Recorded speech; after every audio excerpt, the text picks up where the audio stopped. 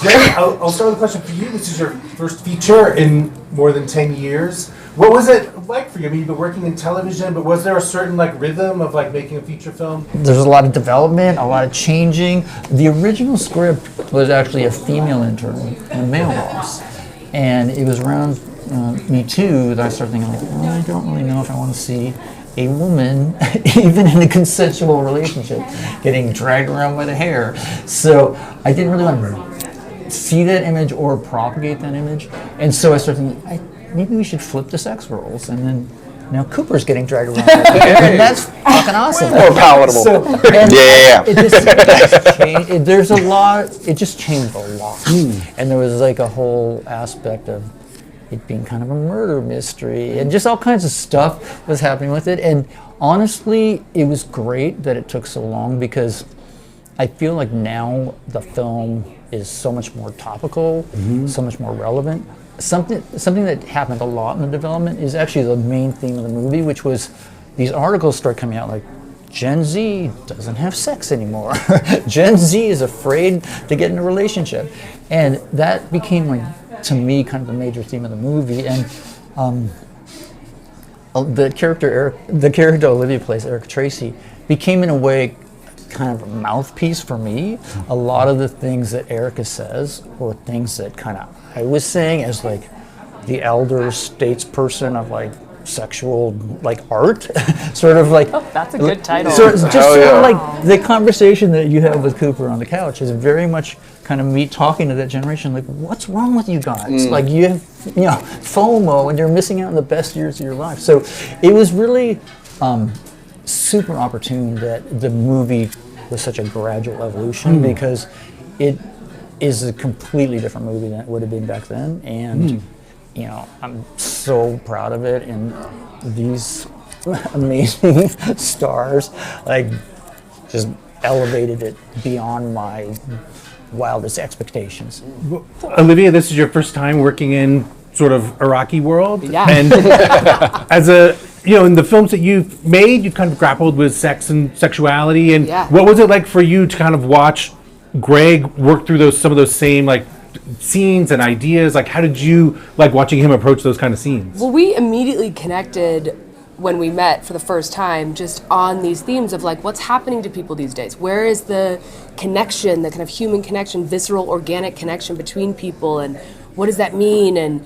And we both come from a time when that wasn't the case, and what can we do, what can we say together? And so I was so on board with what he wanted to say, and it was an honor to play someone who was the mouthpiece of, I think it's not often that you get to be that as an actor, to really represent the director's actual thoughts, and it was very cool. And it was great because for me, if I ever grappled with anything, what am I really saying, what do I mean, I could just ask the swords, what do we mean with this? And it was really fun. It was really interesting to crawl inside Gregg's brain and inhabit it.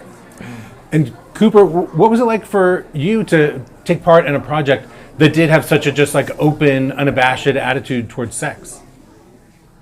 Is he blushing? He's blushing. Oh god. Yeah, it was great.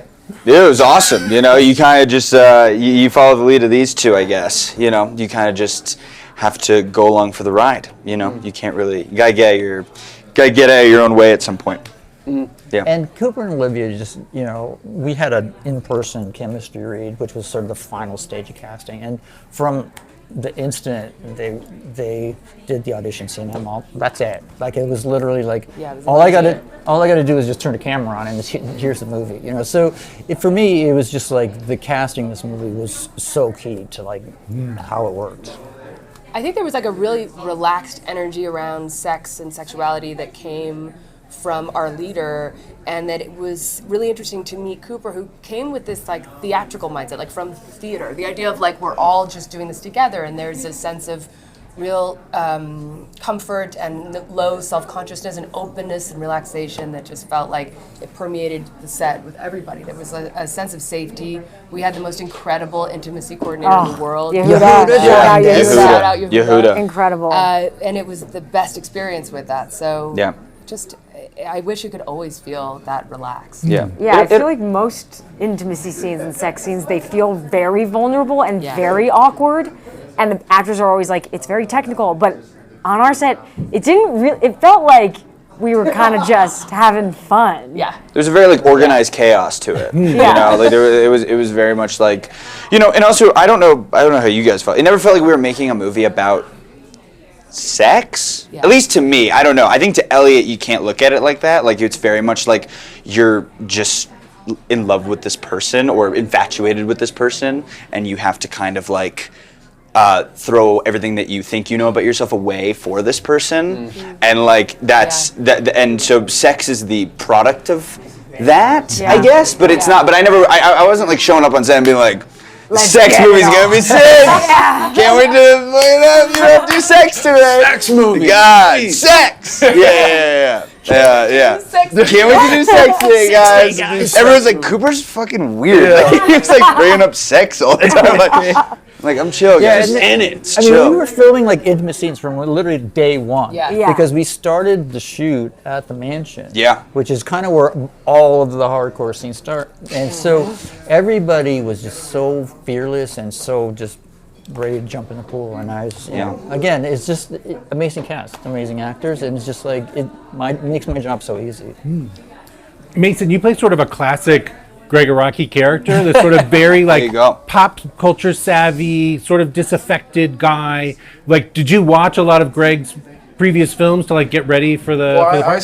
I had the fortunate position of being a fan prior to getting an audition, and I feel like what I was most fascinated about Greg's work is not just the articulation of character through dialogue, but his handling of like reprography and the still item life pieces that inhabit like space and set. And I feel like I was lucky enough that Zap has an apartment that Elliot also gets to like, you know, experience. And I feel like instead of doing what I also appreciate to a certain degree is talking about character, is I kind of get to experience it through the lived experience of his habitat and his, oh God, that sounded so actory. But No, you smashed it. It's like, I know. When you whipped that word, I was like, I don't know what. Yeah, no, it's a movie about sex, but I've never had it. I'm a virgin, so I'm just trying to figure it out. That's exactly right.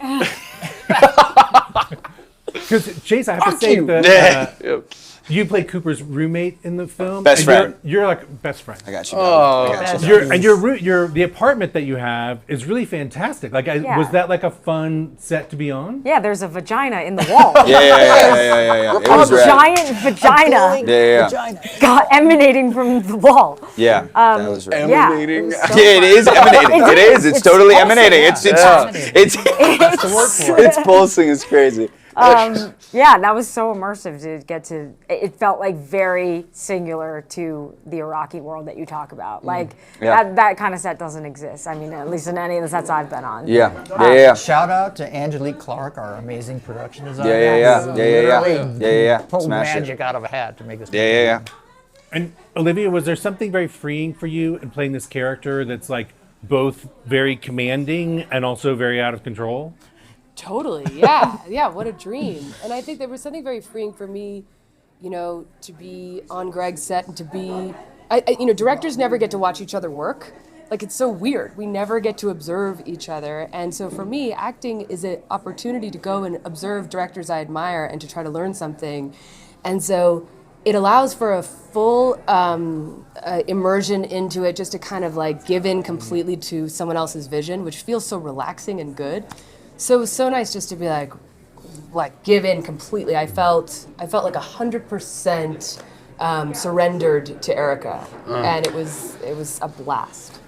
Yeah, I remember Oh. that first. I'm sorry. No. Go, Greg. First meeting, I just told Olivia. I just said, this part is actually, obviously kind of extreme and kind of a crazy character, and it's like, it really needs somebody who just like doesn't give a fuck. Yeah. And it's like, and Olivia's like, I'm fucking in. And Yeah. I'm like, that's Erica Tracy. What a dream. It was like truly, I wish more people would write roles that allow for actresses to be that complex. I think she's an incredibly emotional person and very vulnerable underneath it all. Like, it's obviously a thick husk that she's wearing of her toughness and everything.